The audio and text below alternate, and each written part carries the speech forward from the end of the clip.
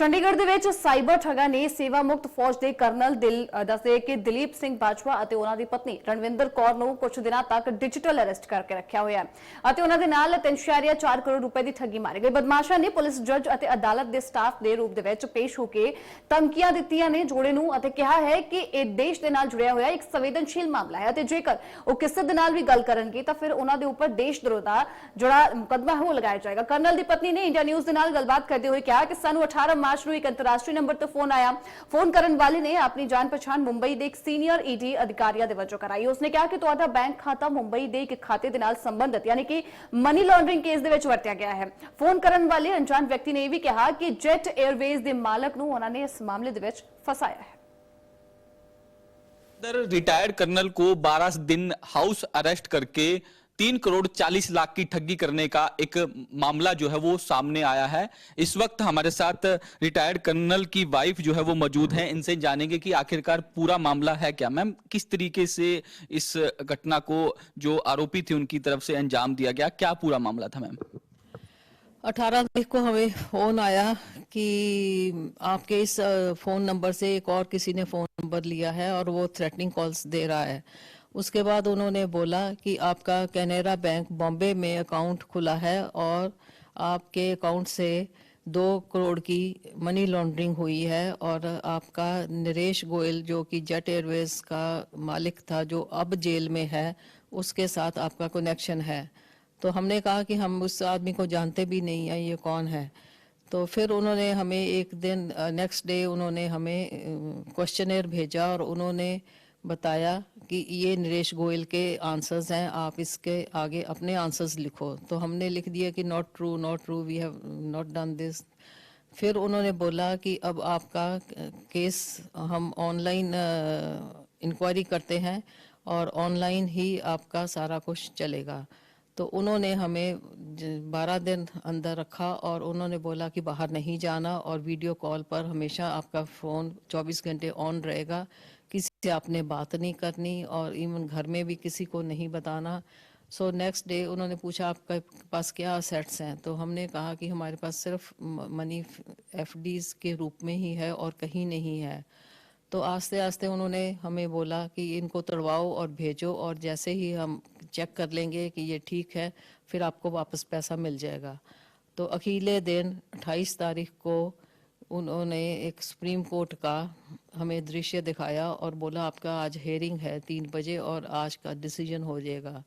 तो उन्होंने वहाँ पर जज ने जजमेंट दी कि आपकी बेल होगी है, एक्सेप्ट होगी है और ये स्टेट सीक्रेट है, आपने कहीं किसी को नहीं बताना और आप अभी 2 करोड़ के और बेल बॉन्ड्स लेके भेजो, फिर आपको सारा पैसा रिलीज़ कर दिया जाएगा और आपको एनओसी भी दी जाएगी दैट आप इस केस में नहीं इन्वॉल्व।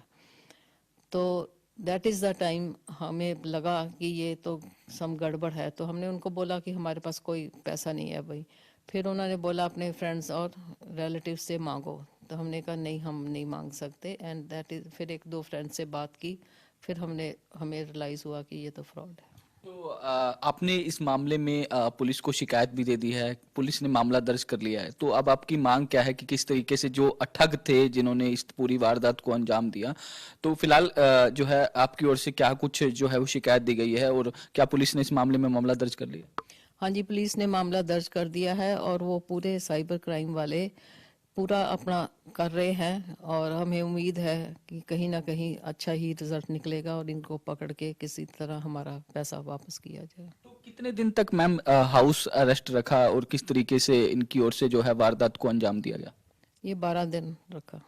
तो आपको फिर कैसे पता लगा कि ये जो है हमारे साथ जो है आपको इंडिकेशन कैसे मिला कि ये ठगी कहीं ना कहीं हो सकती है, जिस तरीके से वो लगातार ऑनलाइन संपर्क में था मैम? जब हमने अपने 1-2 फ्रेंड से बात की तब हमें उनकी सलाह से भी पता चला। तो ईडी का भी मतलब इसके अंदर जिस तरीके से नकली ऑफिसर्स बनकर इस तरीके का ड्रावा जो है वो दिया गया था मैम? हाँ जी, ड्रावा तो दिया गया था। तो कई मतलब मुकदमा दर्ज करने की बात भी कही गई, कई सवाल जो है वो किए गए उनके द्वारा। नहीं, उसके बाद सारे फ़ोन बंद हमने की है। 2 दिन फ़ोन बंद रखे। तो जब हमने कंप्लेंट दर्ज कर दी फिर उसके बाद कोई कॉल नहीं आया। अब आपकी मांग क्या है मैम कि किस तरीके से इनके खिलाफ सख्त एक्शन होना चाहिए?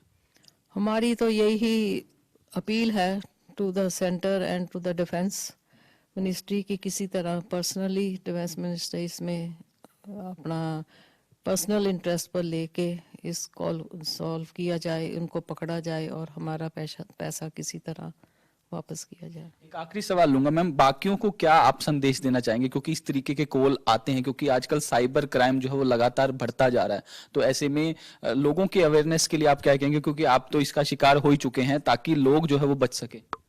हम तो यही कहेंगे कि कोई भी इसमें ना पड़े और कोई भी अननोन नंबर को अटेंड ना करे।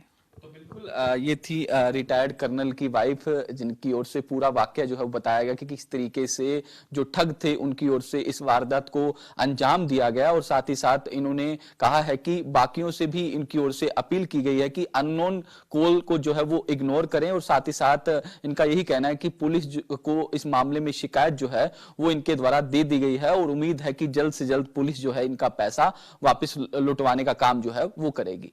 वीडियो जर्नलिस्ट अमित के साथ साहिल रुखाया, इंडिया न्यूज, चंडीगढ़।